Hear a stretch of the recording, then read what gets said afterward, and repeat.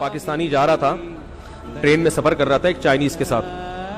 تو پاکستانی تاجروں کا دماغ بہت تیز چلتا ہے. تو ایک چائنیز کے مچھر آ کے بیٹھا. چائنیز دنیا کی ہر چیز کھا لیتے ہیں, چائنیز نے اٹھایا اور کھا لیا. اب پاکستان نے بولا یار ادھر تو مچھروں کا بزنس بھی ہو سکتا ہے. تو پاکستانی کے مچھر آ کے بیٹھا, اس نے پکڑا اور چائنیز سے بولا کتنے کا خریدے گا.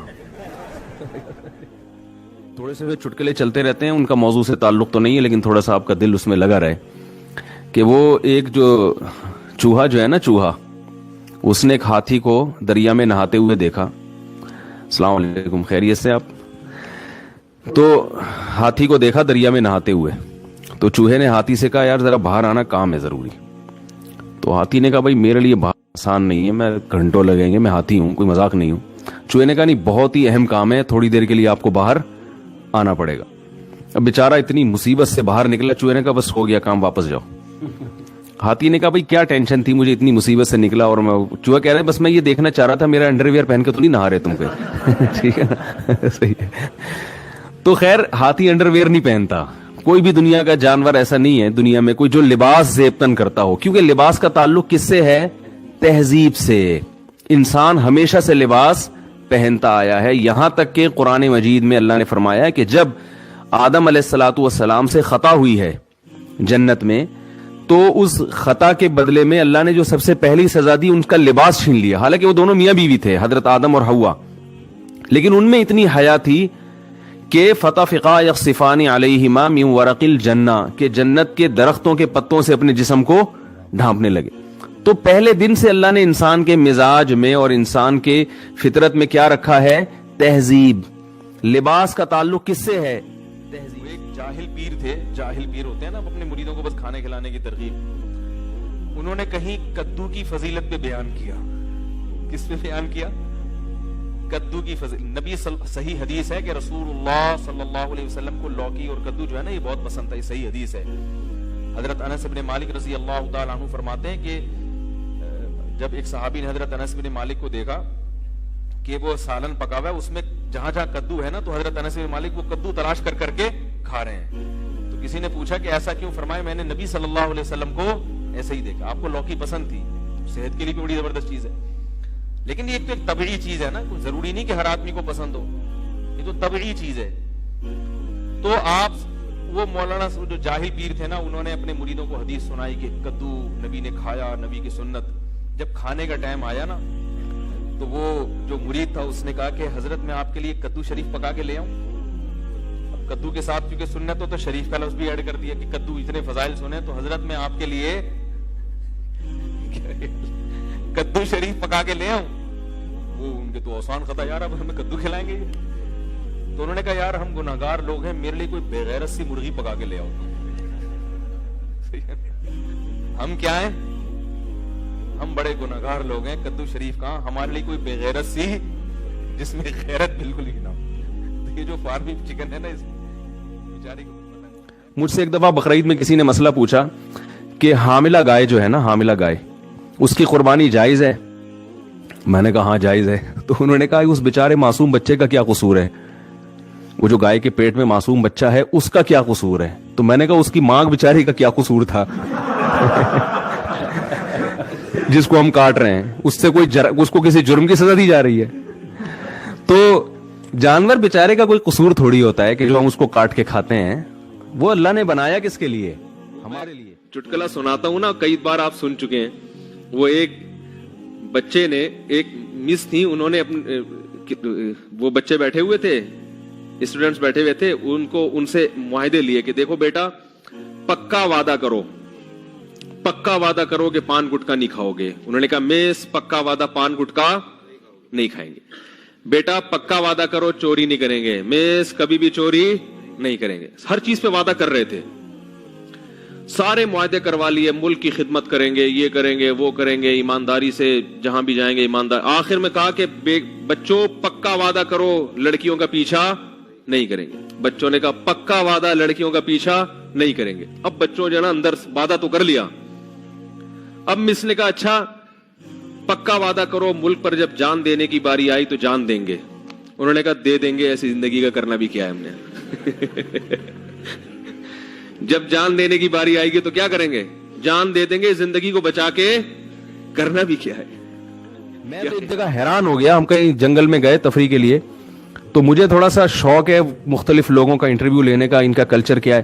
تو میں نے دیکھا کہ اب ہمارے کیمپ کے قریب 2 ذرا ایجڈ سی خواتین تھیں. تو میں نے کہا چلو ان سے تھوڑا سا انٹرویو لوں, یہ خیمے میں کیا پکا رہی ہیں. ہم وہاں قریب گئے تو وہ کچھ مچھلی ڈال کے اور کچھ پکا رہی تھی. تو تھائی زبان میں ایک ترجمہ کرنے والے میرے ساتھ موجود تھے. تو وہ انہوں نے بتایا کہ یہ مفتی صاحب ہیں, ہمارے عالم ہیں, یہ آئے ہیں, یہ آپ سے انٹرویو لینا چاہتے ہیں. میں نے ان سے پوچھا آپ کیسے رہتے ہیں, کیا کھاتے ہیں. تو گپ شپ ہوئی. تو پھر جب انہوں نے تعارف کروایا نا کہ ہمارے عالم ہیں یا مذہبی رہنما ہیں, تو پھر وہ کہنے لگیں خواتین کہ آپ وہ تھیں تو بدھسٹ تھیں, تو انہوں نے کہا آپ ہمارے لیے گاڈ سے دعا کریں کہ اللہ ہمیں اولاد دے دے. تو میں نے کہا یہ دونوں لیڈیز کے اولاد, یعنی شاید ہمیں سے مراد ہو, ان کے میاں کہیں اور رہتے ہوں گے, دونوں کی اولاد نہیں ہوئی. تو میں نے کہا کہ وہ کیا مطلب آپ دونوں کے یعنی شوہر کہاں ہیں؟ تو پتہ چلا کہ یہ ان کا شوہر ہے اور یہ کیا ہے. تو میں نے ان کو, ویسے وہ اردو سمجھتے بھی نہیں تھے, میں نے تھوڑا مزاق کیا. میں نے کہا اسی وجہ سے تو اولاد ہو نہیں رہی. بھائی اولاد کے لیے ایک کا عورت ہونا تو دوسرے کا مرد ہونا, یہ تو دونوں فرشتے بھی کنفیوز ہو رہے ہیں کہ یار یہ کیا مسئلہ ہوا کیا ہے. ٹھیک ہے کہ بھائی ان کو اولاد اللہ کی طرف سے دے کیسے ہم.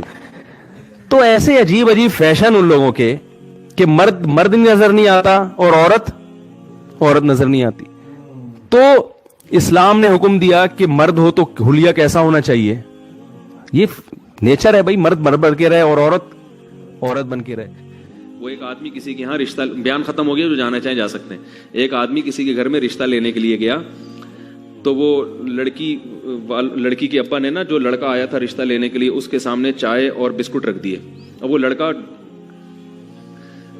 وہ ڈبو کے کھا رہا ہے نا. تو لڑکی کے والد نے بولا کیا ہے, اس کو تو تمیز نہیں ہے کھانے کی. تو انکار کر دیا رشتے کا. اب لڑکے کو بڑی شرمندگی, بہت افسوس ہوا یار یہ کیا ہو گیا, اور پتہ بھی تھا کہ کیوں انکار کیا. تو باہر نکل کے لڑکی کے ابا سے کہتے ہیں رشتے کا آپ نے انکار کر دیا, افسوس تو بہت ہوا, مگر ڈبو کے کھانے کا اپنا ہی مزہ ہے. ڈبو کے کھانے کا اپنا ہی مزہ ہے, تو وہ تھوڑی چھوڑیں گے ہم. اور حقیقت ایسے ہے, حقیقت ہے, چائے بسکٹ رکھے ہو نا, میرا اپنی ظاہر بھی ہے کہ ڈبو کے کھانے کا شرم تو آ رہی ہوتی ہے انسان کو, لیکن جو مزہ آتا ہے ڈبو کے کھانے میں, وہ بغیر پاپے جتنا ڈبو کے کھانے میں مزہ آتا ہے. تو بسکٹ ہو کوئی بھی چیز ہو, ڈبو کے کھانے کا بہرحال اپنا مزہ ہے. تو اب کوئی بھی میں کہیں جاتا ہوں نا, کوئی لوگ چائے بسکٹ رکھ دیتے ہیں زبردستی کے کھا بولو, تو پھر میں ڈبو کے ہی کھاتا ہوں, اور میں بولتا ہوں بھائی ڈبو کے کھانے کا اپنا مزہ ہے.